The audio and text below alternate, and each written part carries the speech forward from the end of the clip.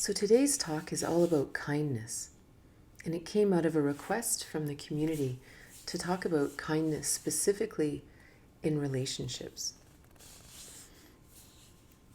So why do we want to talk about this?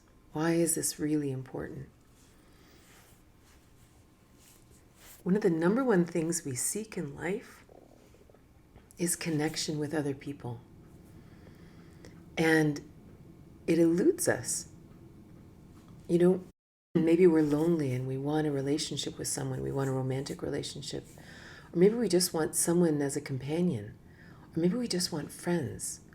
Or maybe we want to have a connection with our family and our parents and our children and our siblings. Or maybe we just want to feel like we're part of the community. They say that human beings are social creatures. And this doesn't mean, that we have to have a million friends and go out every night and all this kind of thing, right? We're not teenagers trying to be cool or something. But just to have human connection is really important. And sometimes life is so hard that we end up completely walling ourselves off from all connection. All people. We've been hurt, we've been treated unkindly, we've been treated mean. So many things have happened. It's like, what? It's not even worth it because I don't want to feel pain anymore. I don't want to feel sad. And one of the challenges that we're going to talk a lot about is that being unkind is so normalized. We almost mock people who are kind. We mock people who aren't sarcastic and they can't quip quickly and kind of put the dig in and be cool and be aloof. Like this has been actually presented almost as confidence and all this other stuff. And yet someone's actually just genuinely kind and it's like, oh, well, they're very naive. They've obviously lived a very sheltered life, right? If they were worldly like me, then, they wouldn't be so silly and they wouldn't have such ridiculous expectations of relationships. I mean, relationships are hard. People annoy you. And we almost get off on the fact that I stand my ground and I don't let anybody get away with anything and I just rip them a new whatever, right? Like we almost feel like this is a source of strength that we were unkind, right? So then all of a sudden we find ourselves very alone. We don't even have good friends or confidants. We maybe, even if we are in a relationship, even a long-term, committed, theoretically romantic relationship, we end up more distant with that person than we are with anyone else. And we're all kind of just walking around going, why? Like, how did I end up here? How did I end up? I mean, we were really in love. Or this person and I, we really have a lot in common. Or how come my family's so messed up? And how come, I want to love my family. Aren't I supposed to love my family? Why is there so much disconnection? And we're literally lost. And the concept of kindness, because it's been mocked, it's like you almost always know, especially in today's day, if you want to find a solution for something in life, look at what's being mocked. Because what I'm finding, what I believe, is that the solutions to everything we desire in life are hiding in plain sight. They are right here. And if the powers that be have made them stupid, you can guarantee that that's the path to happiness, right? Expressing emotions, right? Oh, that just makes you weak and you're ridiculous and you're just a child and you're so effeminate and you're like, blah, blah, blah. If it is mocked like that, you can almost guarantee it's a portal to our true happiness, our true expansion, right? If you like to spend time alone, if you like to read, if you like to be within, if you like to do all these kind of things, oh, well, you're very antisocial and there's something wrong with you, right? Isn't that interesting? Silence, introversion, expressing our emotions, being sensitive, right? We even have a diagnosis that someone is a highly sensitive person. Like it's odd, right? Oh, you're so sensitive. Oh, it's like, no. Sensitive means I can actually feel the world around me. I actually feel the energy of people. I actually feel what's real in the world. You know, a wine connoisseur, right, has an extremely sensitive palate. And it's a good thing, right? A psychic is extremely sensitive to the ethers and other dimensions. And it's a good thing. And it's the same thing with being sensitive in the world. It's a good thing, unless the world is filled with unkindness. So this is very, very important. It's not just in relationships, it's also inside. So there's 3 big topics I want to talk about today. The first one is the Hollywood story that we've been told. So when I was young, I remember watching kids shows. Like I remember watching Snow White or Cinderella or all the princess stories, right? And you watch the princess story, and I'm talking about as a child. I'm not even talking about, I haven't even got to grown-up Hollywood stuff. I just mean like Walt Disney, whatever. And you watch the story of the heroine, and eventually the hero comes in, they find each other, they fall in love, and they ride away on horseback, and they lived happily ever after. And even as a child, I remember thinking, but then what? What happened when they got home? Were they nice to each other? Did they fall into the gender roles, and did she have to just cook for him while he went off, and then she had to wash his what? Like, what happened? What does happily ever after mean? Why does the story end at the conquest of the relationship? And I feel like this is hard on our psyche, because what happens is everything is sort of focused on the chase of this other person, right? As long as we don't have the other person in our life, we must find them. We must go on the dating apps. We must go out. We must find them, because it's almost like this is what has been modeled for us in the movies, in TV, in stories, in storybooks. Everything is about that, almost the hero's journey, but then the hero's journey ends when you find the partner. But then what? And it's almost like the storyteller just stopped. So we find the love of our life, and we go home, and we don't have any more story. So what do? We just repeat our parents' story. Maybe we try. Maybe we go, no, you know what? I'm not going to be my parents. I'm not going to be whatever I see in the movies. I'm not going to do that. So I'm going to try something different. But then what happens on a bad day? Right? What happens when we're tired? What happens when the babies are teething? What happens when we lose the job? Right? What happens when someone dies? We have no idea what to do.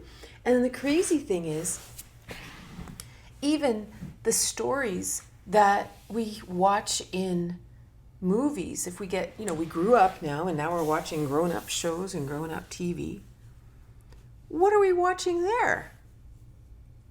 Pure dysfunction. Soap operas. I was raised on soap operas. Hollywood stories. Do we ever watch stories of functional families? Of happy families? Half the time, it's a story about the most dysfunctional family you can ever imagine, and then inevitably the happy couple comes over, but half the storyline is eventually finding out that even the happy couple, they're also unhappy. They actually hate each other, and one's having an affair on the other, and blah, blah, blah, right? Like, we literally never get to see what's possible when two people are actually kind to each other. And this is a really, really important thing. Because we need a new story. We need to imagine what's possible when there's kindness. Imagining that kindness is actually being mature. It's actually being grown up. It's actually being a fully actualized adult human being, but not in a, oh, aren't you so grown up? But in a, I am a divine incarnation of the cosmic galaxy. I hold all the wisdom of the universe here within my being that I have access to at any time. That kind of grown up, right? What does that person do in a relationship? Are they going around getting angry because they broke something, or they came home late, or they don't make enough money, or their parents a jerk, or like, is that what we do as truly self-actualized humans? Would we ever be unkind to someone? So it's really important to really think about the stories that we have in our head, because unconsciously we will manifest those stories because we kind of don't know that anything else exists.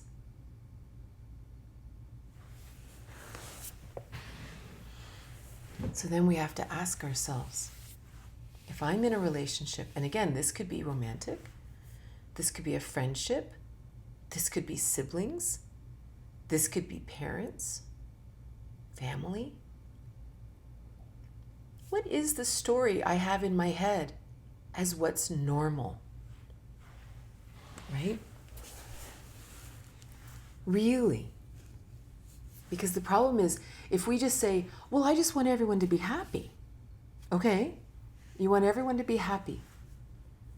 So what happens when your partner does something that's upsetting to you? How does that story play out in your mind? What does that look like? And it's an important question. Like, even if you were to sit down and actually visualize it, what does it sound like? Maybe you sit down in your story and you say, so I'm really upset that, when you said that, I was feeling really, attacked. And in your story, what do you see? Do you see the other person going, oh yeah, because you're all, like, what's the story we see in our mind playing out? Because this is very important. Because the stories we have in our head, even if they're not happening, even if the person in front of us is saying, really, that's really upsetting, if the story in our head is something else, we're going to actually twist what's happening on the earth until it is what we see in our head. Like, we're going to push and push and push until we find conflict, if that's what we're accustomed to, if that's all we've ever seen. It's because then we really have to ask ourselves, what visuals do I have about kindness and relationships? Because if we only look to TV, Hollywood, and potentially our family, we're in big trouble. Because there's not a lot of kindness there. Every so often, there's maybe one person in an entire movie who's actually genuinely kind. But even then, they're just they're not a powerful player. But kindness is so powerful in relationships. Like, it literally is a portal to an entirely different kind of experience. And it's a massive strength. It takes incredible strength to be kind when other people aren't being. And I don't mean being a doormat. I mean truly seeing the other person, understanding where they're coming from, and then still choosing kindness, because that's who I am. That changes the trajectory of entire arguments and family dynamics. The second thing I want to talk about is the magic that we believe is possible in relationships, even if we've never seen it. And the importance of believing in that. I remember when I was young, I didn't have sex until I was like 20 or 21, because I just had this vision of what it would be, right? I had this whole, I'm going to wait till marriage and it's going to be so romantic, and it's just going to be fireworks and bunny rabbits or something. Like it was just going to be this whole incredible cosmic ethereal experience. And I believed that love was like that too, right? That love, when you found this special person, you would just feel complete and you would feel happy and you would feel forever safe and seen. And I just had this magical vision of what was possible. And then I ended up having sex with my boyfriend in university. And it was one of the most disappointing, and it sounds like a joke, like a stand-up, like it was probably the most disappointing 7 minutes, of my life. And he was a good guy or whatever. But I remember afterwards thinking, what was that? It just happened, right? Well, what? I don't understand. Where's the fireworks? Shouldn't I be a changed person? I just shifted my status from virgin to non-virgin, like something, this must be incredible. And it was nothing, right? And then even, so then later I fell in love and I got married, and my ex-husband, he's a great guy. And I was so in love with him, like just psychotic. If you were my friend at that time, you'd be like, Trina, I know you love him. I get him. He's great. He's hot. I got it. Like I was merciless with telling everybody how amazing he was. And then we got married and something happened. We fell into the patterns of our parents. I became my mother. He became his father. And something weird happened. We weren't overtly unkind to each other. Neither of us kind of had that in us. But we had expectations and we had difficult conversations that didn't go anywhere. We didn't fix anything. And I just was like, what's going on here? Where's the magical intimacy? Where's that intimacy that's supposed to fulfill me for life?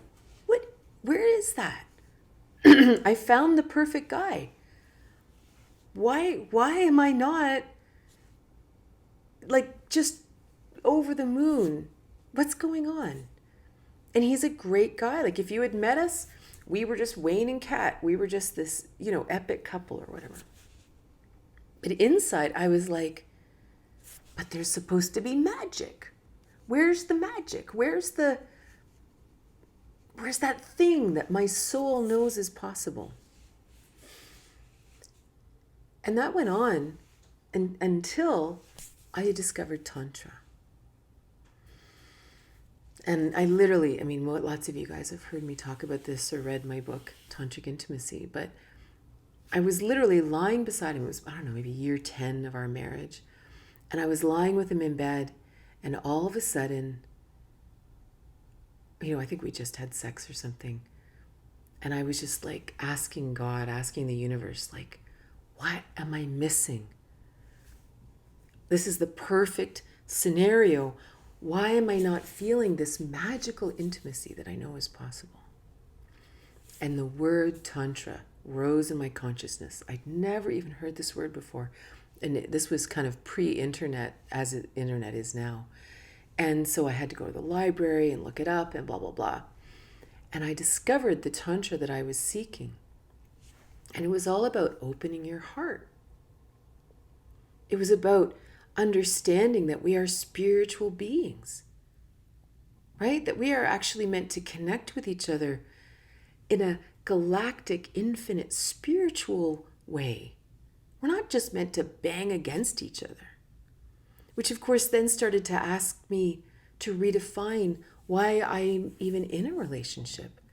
What is the purpose of relationships if we actually consider ourselves to be these open-hearted, loving beings?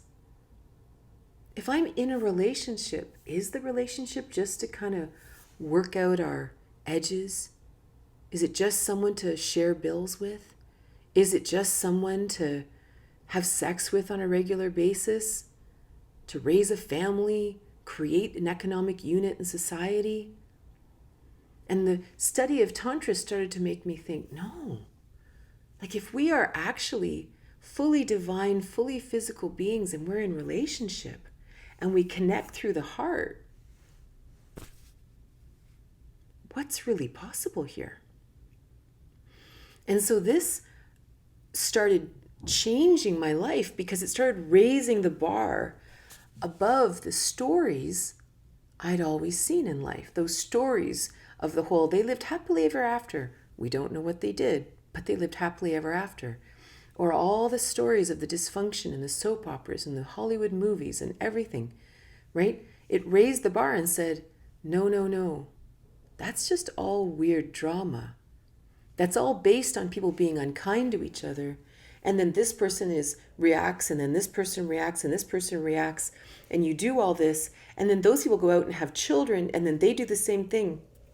And we just have generations of people reacting to cruelty and unkindness and neglect. Right? But the study of Tantra said, no, there's so much more possible. And when we actually stopped the expectations and we actually looked at this other person and saw the divine in them, saw them as this incredible being, it's like, it sounds so corny, but you open your heart up and you actually see the other vulnerable soul in front of you. And that's when something brand new happens, right? That's when something incredible is possible. That's where the magic that I always knew was possible exists. But we can't get to it as long as there's no kindness. Because kindness is what opens our heart, right? Kindness is what allows us to know that the other person is safe, so I actually can be open and vulnerable. So this brings us to the challenge that in our society, unkindness is so normalized. And one of the problems is that we've bastardized the use of the word love. And we say, oh, I love you. Even in romance. Oh my God, I love you so much. You are everything I've ever been looking for. Holy mackerel, I can't believe we found each other. And what does that equal? Expectations, sarcasm. I feel so comfortable with you. It's like I can say anything. I can just say anything, which includes all kinds of nasty things. And you know what? I feel so comfortable with you. I could just dump all my junk all over you too. Like if I've had a bad day, it's like I can just, and you'll just always love me. I've always been looking for someone who will always be there no matter what I dump all over them.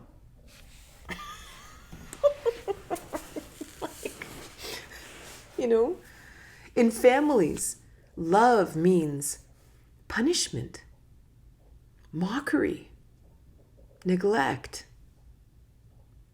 sarcasm, expectations. How could you do this? How could you not go to university?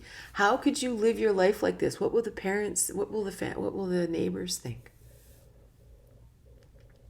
Right? And we call this love. Like we think this is love. We even say to people, I'm only doing this because I love you. Well, then of course, love doesn't mean anything. The word love means nothing. And the problem is it touches the truth inside of us that says, no, I know that love is magic. I know this. I don't know why I know this. But you shouldn't be using love in that way. Because love is beautiful. But this isn't love. So if you ever want to know if something is loving, if something is kind, there's a really interesting experiment you can do, and you can do it with another person. You can do it with a partner, a child, parent, friend, or you can even just sit and imagine it. So kindness and love. Love is connection. That's all it is. It's how human beings connect. It's not a small thing, but it's how human beings connect. So if we are kind, the connection will move towards each other. If we are unkind, we will become more distant.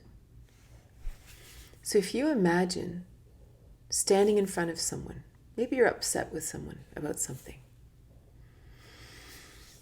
and you want to know whether what you're going to say is kind or unkind.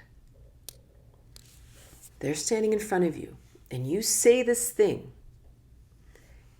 Will they energetically step away from you or step towards you?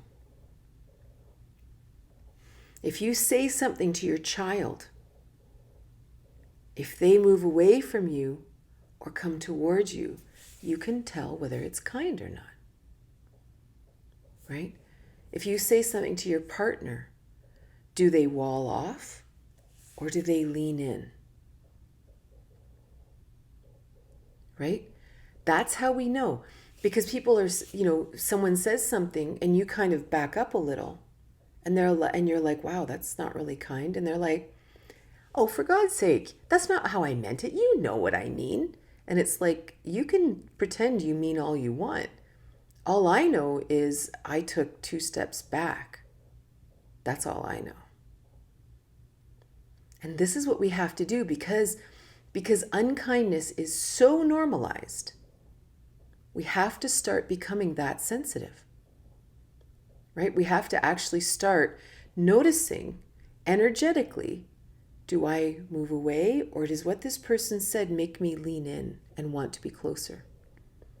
We are the litmus strip. We are the amoeba, that single-celled amoeba that it goes towards food. And if there's danger, it moves away from food. We have this within us. This is our human wiring. This is how we connect. And so even within ourselves, we have to really find our own integrity when it comes to love. If I say I love you, then I have to have the actions that go along with it. I have to have the intention that goes along with it. I either love you or I don't. I'm either acting in a loving way or I'm not. I don't love you and then slap you, emotionally, mentally, or physically. I don't love you and then punish you with the silent treatment or withholding or controlling you. I don't love you and then insult you or tell you what you should be doing with your life. This isn't love, right? And it's really important to no longer use the word love in these situations, right? This is not love. Love is all the things that create human connection, right? Someone may feel like they're in the role of punisher, then they feel like they're in the role of punisher. They may feel like they are in the role of judge, then they are in the role of judge. None of this is love. It's just judge, right? And it's just very important because then as we weed out all the things that are not love, you start to discover what is love. So when I wrote my book, Tantric Intimacy, I'd been teaching Tantra for a while. And especially a lot of couples, really wanted to explore this. unfortunately, most couples who came to it as a final resort because they'd already tried all the counseling and a million bad things had happened, and it was sort of their last resort, and the relationship was actually already over. But every so often, people would come who really wanted to deepen the relationship. But it was really interesting that the connection of Tantra, like the magic of Tantra, was elusive. And I couldn't figure it out. And so when I wanted to write my book, when you write a book, you sort of want to begin with something that the next thing builds upon, the next thing builds upon. Like you want to have a story arc that people can follow that makes sense, that's really helpful. And I realized that I didn't know how to start the book. I mean, I had a zillion monstrous amounts of content, but I didn't know how to start the book. And it wasn't until I'd had, a few really long baths. That's always my magical place. I figure things out is in the bathtub. And all of a sudden it came to me that it was all about love. And one of the greatest challenges in intimacy was that we desired love, the magical love, not the love that the world pretends is love and calls love and is cruel and all that. It's almost kind of like that wolf in sheep's clothing. That's what we call love, right? It's meanness, but I say I love you. It's cruelty, it's neglect, but I say I love you, right? But it's actually a wolf, right? It's not really love. Imagine if it was love in love's clothing, right? And I realized that one of the greatest challenges was that we need to redefine love. And it was Jim, my teacher, who first said that love was connection. And I remember back when I was in university, I studied a philosophy class all about love. And they would talk about the ancient Greek words for love, agape, philia, eros, things like that. And they never made any sense to me. Just the way it was taught, I was like, yeah, but why are there all these different kinds of love? And then one day in the bathtub, I realized that agape is the foundation of all love. It's the foundation of all connection because it is kindness. It is respect. And without kindness and respect, no other depth of love is possible. And it's again, because we've mocked it, because we've normalized cruelty, sarcasm, quipping, this kind of thing, because we think that's cool and it makes us intelligent and it makes us safe or something like that. We don't understand how important it is to simply be kind. And this is not being a doormat. This is not putting up with bad behavior. That's not kindness. That's being a doormat and putting up with bad behavior. Kindness is, I'm having a bad day. I'm struggling. I'm hurting. Someone walks into the room, child, lover, parent, and they say, hey, how's it going? And I'm like, wow, I'm really having a hard day today. Not sure what it's all about, but I'm working through it. Unkindness is, what are you doing in my room? Oh my God. You're like, just get out of here. Go downstairs. Right? Same emotion, same experience, but how did you treat the other person? How did you treat them? That's kindness or not kindness. Right? A child drops something and now there's flour all over the floor. Do you say, oh my God, now I've got it. Just get out of here and go play with it. Like, let me just. Or do you go, oops, you want to grab the broom? Right? It's not about what happens. It's not about how we feel. It's about how we treat the other person. One way throws them out away from us. The other, we come together and we're connected. It's all about connection. It's having difficult conversations. And, the truth is you're really hurt and you're really upset with your partner. Unkindness is, why do you always do that to me? Why do you always make me feel like crap? How come you never even pay attention to me? Whatever happened to our relationship? How come? Blah, blah, blah, blah, blah, blah. That's not, when the thing is, you have to understand that our intention is to push them back. Our intention is to punish them. Our intention is to hurt them the way we've been hurt. But if our intention is connection, if our intention is love, then we have to find kindness, right? We have to sit there and say, can we talk? I just feel so distant right now. And I can't find my way back together. I can't find the bridge to bring us back. Something went amok along the way somewhere. And now things are weird. Can we talk about this? Right? Same situation. One pushes the other person away. The other one brings us together. This is kindness. Right?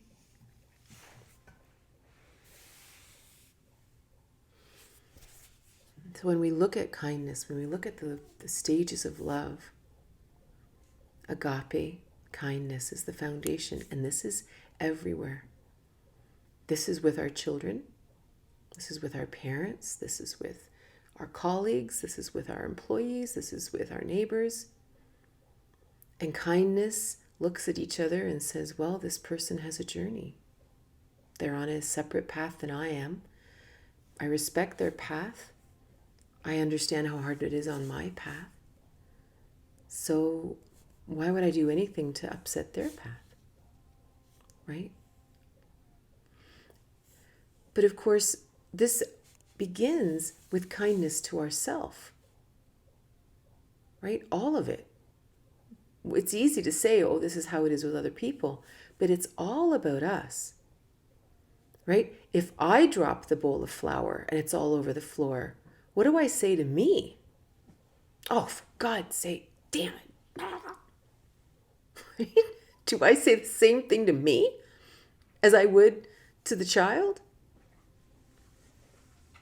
If I screw something up, if I do something, and do I say, damn it, Katrina, oh, you're always just never good enough. And you're just like, is this what I do? Or do I go, wow, okay, something weird's going on here. Okay, let's look at this. Let's spend some time. Let's sort this out. If I drop the bowl of flour, do I just sort of look at it and go, oops? How do I really see it? Like, this is really, really important. Because if we can't be kind with us, and we can tell, like, if you're unkind to other people, you're not kind to you either. You're treating other people exactly like you're treating yourself. And if you accept unkindness from other people, it's only because you're actually unkind yourself to you, right? Or else you would never, ever allow yourself to be treated this way unless you already treat yourself this way. So it all comes inside. It all comes within, right? So then the last thing I want to mention is you look at all of this, because the primary discussion today was about experiencing kindness in relationships and how to do it. And so the first question we have to ask ourselves is, why do I want to be in a relationship? Like, what kind of relationship am I looking for? Again, really being clear about it. Are you going into a relationship? Well, that's just what we do. You're just supposed to be in a couple, right? I mean, it's weird to be single. If you're single, there must be something wrong with you. So you just have to be in a relationship. Well, if you're just going to be in a relationship because you're just supposed to be in a relationship, guess what else you're doing unconsciously? Right? How do you act in a relationship? Well, the way everyone always acts in a relationship. Right? Like it's a completely unconscious thing. We're literally just repeating the patterns of the ancestors, right? Which is probably going to be unkind and disconnected. And we're just going to be holding down the fort together and paying bills and maybe having sex once in a while. For a while. And then that'll leave too, right? Maybe I want to be in a relationship because I'm horny. Because we live in a sex-soaked world that thinks that without sex we're, I don't know, missing out or something like that, right? And I just want to get lucky. I want to have sex. I want to feel a naked body beside me. I want to whatever. Well, how much kindness is there going to be inside of that? And don't get me wrong, sex is great. Lovemaking is great, obviously. But sometimes this is the primary reason we get into a relationship. Well, how kind is that? Like you're basically looking for someone to fulfill your expectations and fulfill your desires. Like a blow-up doll, right? Not the person. You're not seeking the person. You just want to have someone to have sex with. Not a lot of kindness is going to come out of that either. Maybe you're lonely. And you just want to have a relationship because you don't want to feel alone and you want to have someone to crawl into bed with and you want to have someone to watch TV with and you just kind of bored with life. And will there be necessarily kindness there? Right? If all we need is someone beside us, if we just want someone else in the house, I just don't want to think that I'm alone. Maybe you might be kind to them. Or maybe we'll just act like we did, like our parents did, or what we see in the movies or whatever, because our really only intention is just not to be alone. Right? Or what if you wanted to have someone who was a lover? You really wanted deep connection. You really wanted to explore what's possible in love. This is a very interesting intention. Right? Because suddenly, kindness is a foundation of it. Because the only thing you want is connection. I want to explore what's possible. I want to explore what's possible in intimacy. I want to explore what's possible in sexuality. I want to explore what's possible here. And then all of a sudden, every choice you make is going to be in kindness. Because the goal is staying close, and not in a weird codependent way. I mean in a true, two strong humans coming together with open hearts. And then you get to dance in this very different heart space. And then you discover all the magic of what's really possible. You know, when the doors are wide open, amazing things are possible. And we discover things that we haven't seen in movies. You know, it's hard to find books that are written about it. And so it becomes sort of this brand new frontier, strangely enough, in the year 2023, to be expanding into this heartfelt connection. Like, what would that even look like? It's like literally a whole new world. I'm going to put my glasses on. And if you have any questions, I'd be happy to answer them. What is my definition of a lover? I believe that intimate relationships have different aspects. Historically, because women had no rights and we weren't allowed to be independent people, men either. Men were well trained that they had to follow in the family footsteps, and you know, everybody was kind of hit with the same club, you know. But there was no birth control. People had sex, and you got pregnant, you got married, you lived together, you raised the kids, and you just kind of suffered along, hopefully okay, you know. And there's always unique situations where people really were kind and loving to each other. But a lot of times they weren't. And even society, religions, would teach actually, spare the rod, spoil the child, and, that the husband's job was to correct and punish the wife, and all these things. Like, this was very common in many, many societies. But today, I separate these things. I separate lover, parents, and whether or not you live together. Right? If you fall in love with someone, and your goal is to simply explore love with this person, explore intimacy, then I consider them a lover. If you choose to have children with another person, that's a different agreement. That's again, from a mature, self-actualized place, you look at this other person and you say,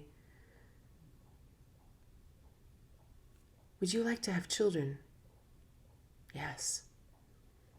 Can we agree to be kind to each other and the children for the next 20 years, regardless of whether we remain lovers, or whether we live together?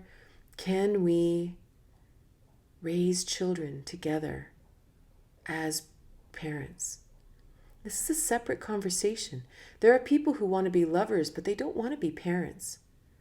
And if we had honored that in people's roles centuries ago, a lot of different things would have happened, but everything was just expected, right? And then there's the decision to live together.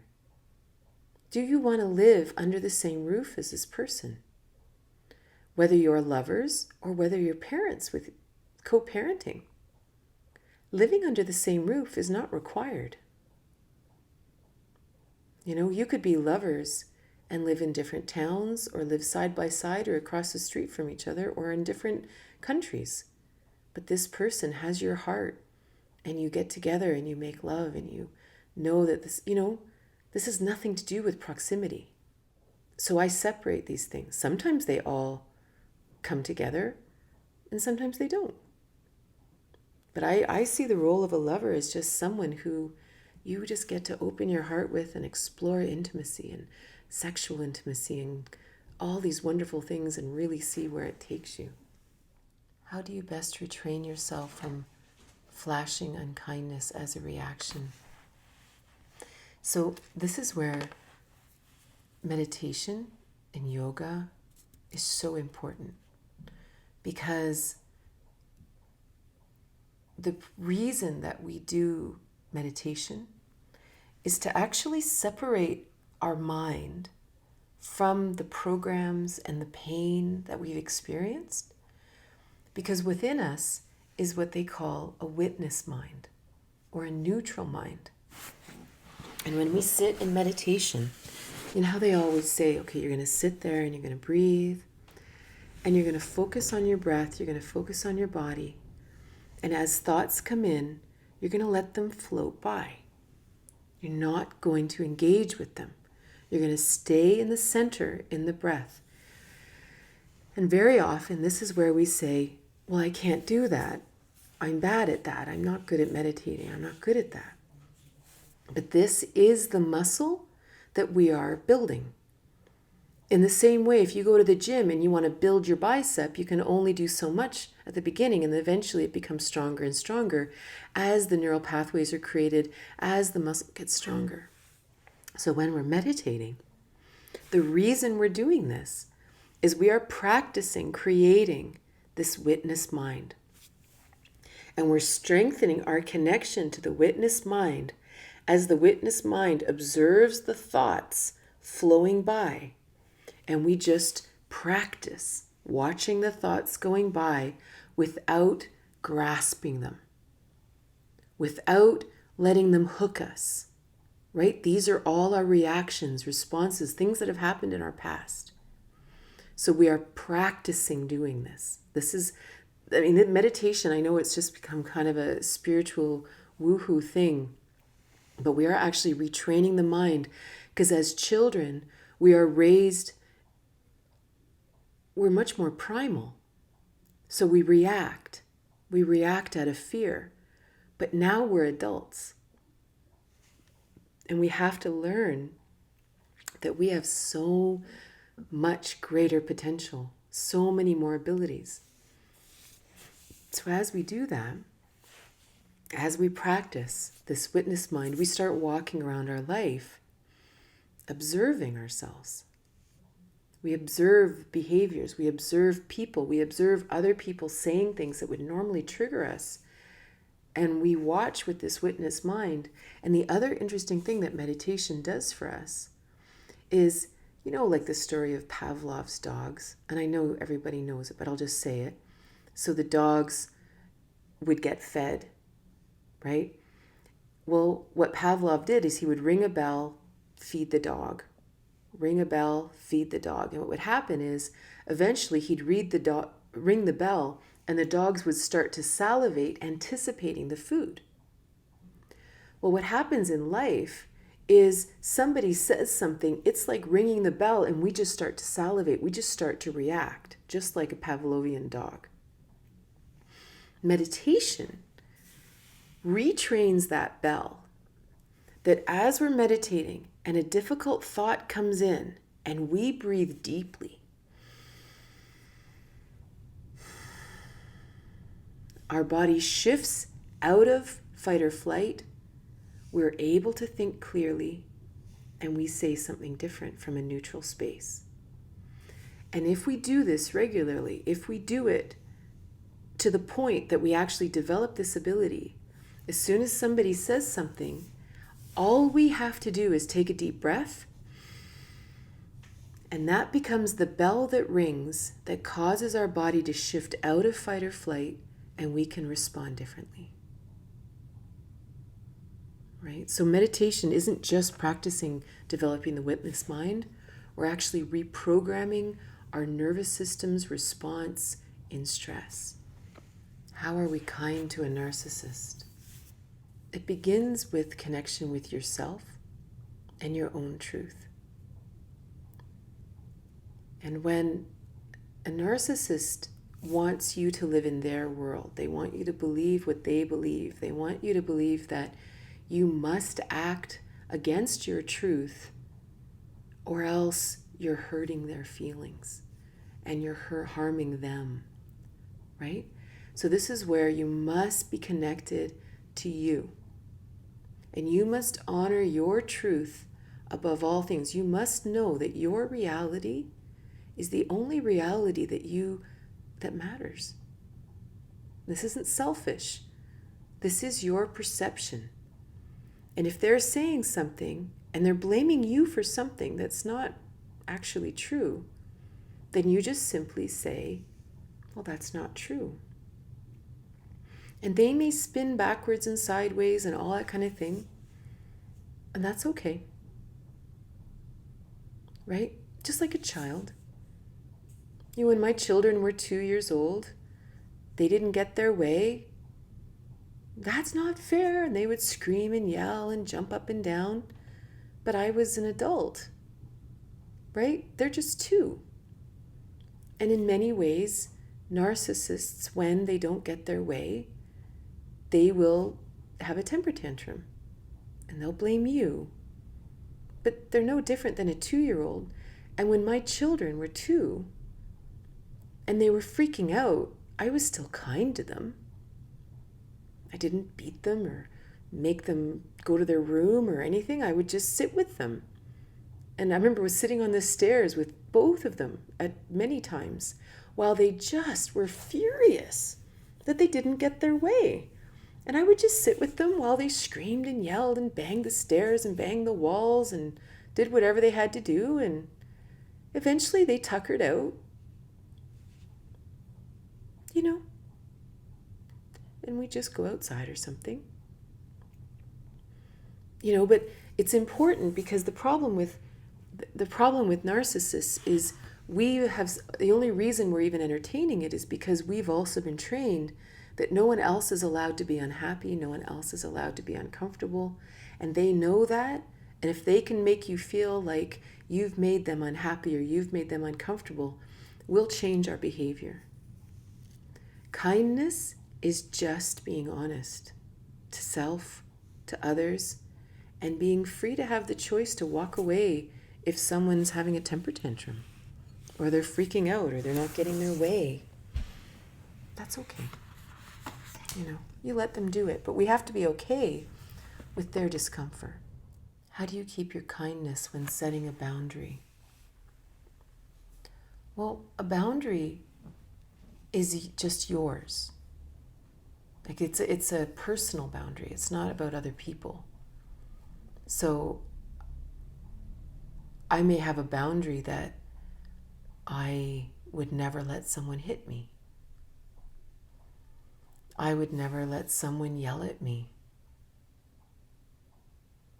And if you hit me, I leave.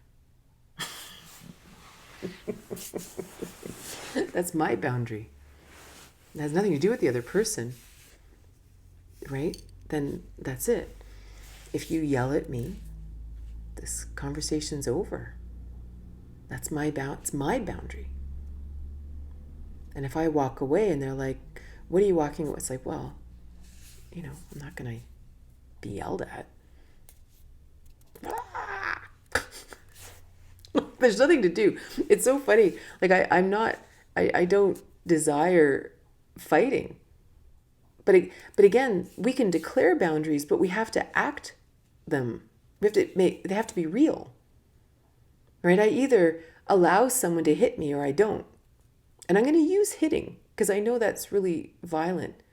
But that includes if someone is unkind to you, or if someone yells at you, or if someone has expectations of you. Right? It's either actually a boundary or it's not. I can guarantee you, if a man ever hit me or yelled at me, that would be the end of the relationship. This is not negotiable. It's not, because I don't even want to be with someone who would do that. Like, it's not even something I feel like fixing. It's like, you know what? You go work your stuff out with someone else who wants to play with this puzzle piece. I'm not that person. This is a very clear boundary. How can one be kind to oneself when being blamed for another's unhappiness? But we don't cause other people's unhappiness. Every single person's happiness is dependent on themselves. I'm not talking about children. I'm talking about adults.